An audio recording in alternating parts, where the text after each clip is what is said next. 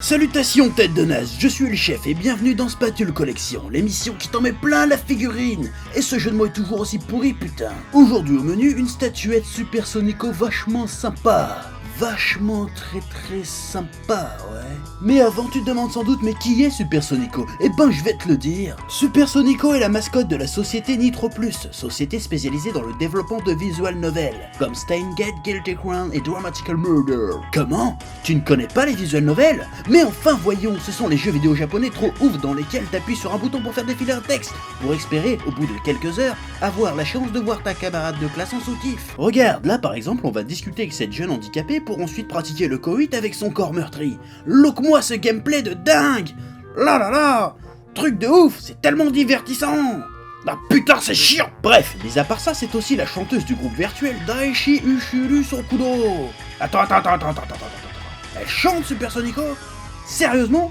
Quelqu'un est au courant de cette information? Il faut mener l'enquête! Bonjour monsieur, vous connaissez Supersonico? Ouais, je connais, ouais. C'est quoi votre chanson préférée? Elle chante? Bah ouais, elle chante, ouais. Ah ben moi je la connaissais juste parce qu'elle était bonne. Ouais, elle est bonne. Puis, des gros ins, c'est tout. Et oui, comme le souligne ce brave jeune homme, si Supersonico est tellement connu, c'est surtout pour sa plastique, ses mensurations absolument réalistes, son visage d'ange, et son attitude qui respire la candeur et l'innocence. Regarde comme elle a l'air innocente là, en sortant du bain à poil et en se couvrant d'une petite serviette. Regarde là comme elle a l'air innocente aussi, quand elle est déguisée en soubrette. Regarde comme elle a l'air pure en suçant cette grosse glace en bikini. Bref, elle est connue pour sa plastique affriolante, et qui dit plastique dit figurine, et c'est de ça qu'on va causer aujourd'hui. La statuette du jour est tirée de la collection Fairy Tail Special Figure Series de Furyu, qui comme son nom l'indique nous présente une collection de Supersonico déclinée version conte de fées, comme Sonico version Blanche-Neige et Sonico version Petite Sirène avec le boule à l'air, et aussi Supersonico Queen of Blue, qui va nous intéresser aujourd'hui, qui j'imagine s'inspire cette fois de l'univers d'Alice au Pays des Merveilles. Il existe aussi la Sonico Queen of Red, qui est exactement la même sauf qu'elle est en rouge, voilà.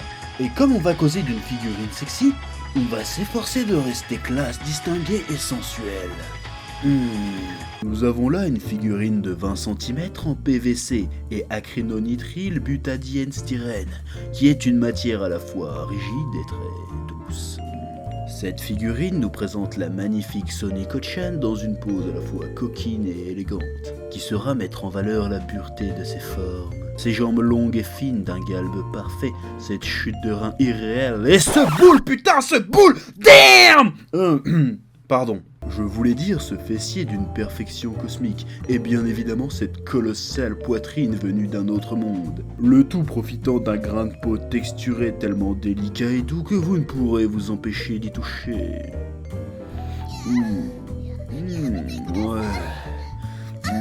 Ouais. Pardon, ne me juge pas.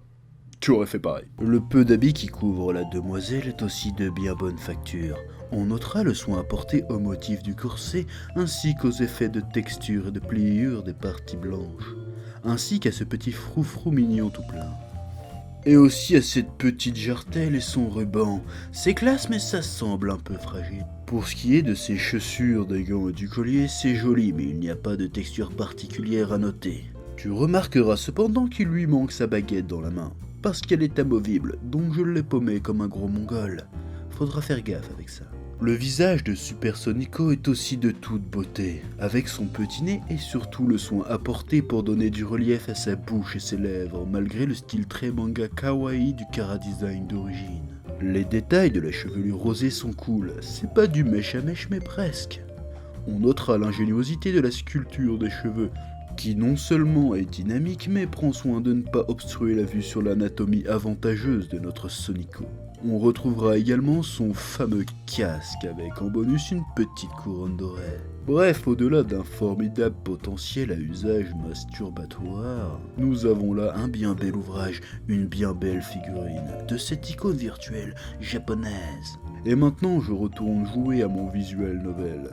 Je te laisse avec un petit diaporama de Bob the Duck. À bientôt. Bisous.